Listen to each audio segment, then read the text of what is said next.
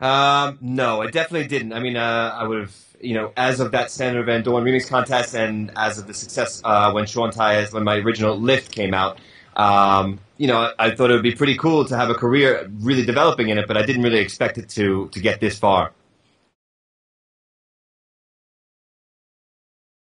The best thing you could do, really, especially if you win this contest, because I'm guessing probably well more than 300 entries are going to come in. Best thing you could really do is there's a reason that you win this contest. Stick to the sound that you win it with, at least for a while, because yeah, I mean, obviously, if you win a whole contest over hundreds of people, there's a reason for that, and you need to stick with what you're good at.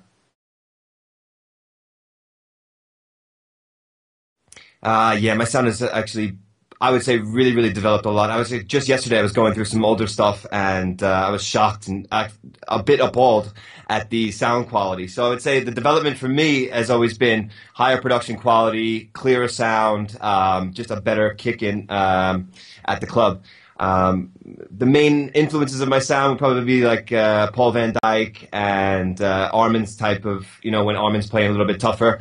And Paul Van Dyke has been basically my main influence of the past 8, 9 years. So just a good, solid, really solid drive, good melody, and even like a cool couple of acid lines or something like that. And I just want to keep the dance floor going.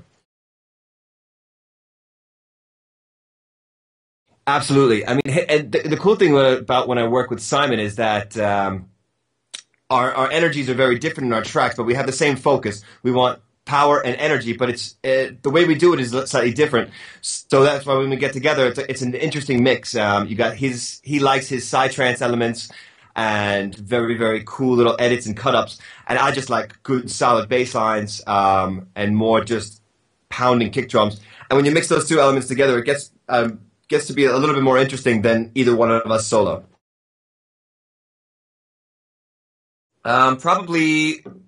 How did we even come up with it? Probably after a couple times partying together, we just said to each other, you know what, let's just do a track together. And a couple of weeks later, we ended up with Something's Up, which was our first release together.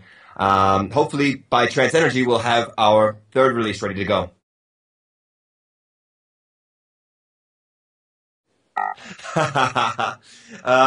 Where do I start? No, well, I mean, the female fans about Simon, I mean, Simon is a very, very well kept, model like type of DJ. He spends every day in the gym, so yeah, if your girl's looking for anything under that shirt, I'm sure it's a six pack. And yeah, I mean, this guy is unbelievably well kept. I mean, I've never seen a DJ iron his shirts before every performance, and he's on top of that. We've been going crazy the last couple of months. I know Simon's readying up his album, and I've been really, really busy on several remixes. One massive one that I cannot wait to debut over at Trance Energy this year. I'm saving it just so I can play it for the first time there. And I'm hoping to get some remixes and reworks done over the course of the next week or so in the midst of doing it at the Winter Music Conference. That's a little bit risky. But yeah, hopefully I'm readying up different reworks and possibly remix and hopefully a new original by the time Trance Energy hits. So that's my preparation. That's actually really that's a good question because when you go to Trance Energy, it's not only one country that's represented; it's tons of countries. I remember my first time there, which was only 2 years ago.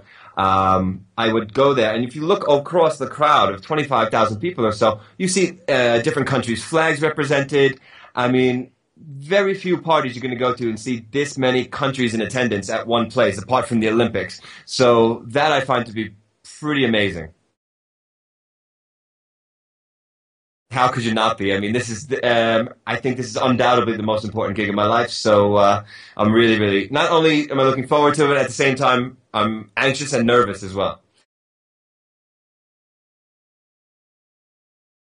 It's so funny that you say that. I was thinking about a concept like this years ago. Not that I'm so much of a forward thinker, but I think I was probably half asleep somewhere and thinking it would be pretty cool to do over the internet if once bandwidth becomes enough and you could actually have the audio at a high enough quality so it could be played over, obviously Trans Energy system. I just really hope that the bandwidth is enough so that the audio quality comes through in full glory, really. But I think that's pretty amazing. And over the next 5 years, probably seeing a lot more of these type of things where you could do one Trans Energy and have it in 10 locations around the world.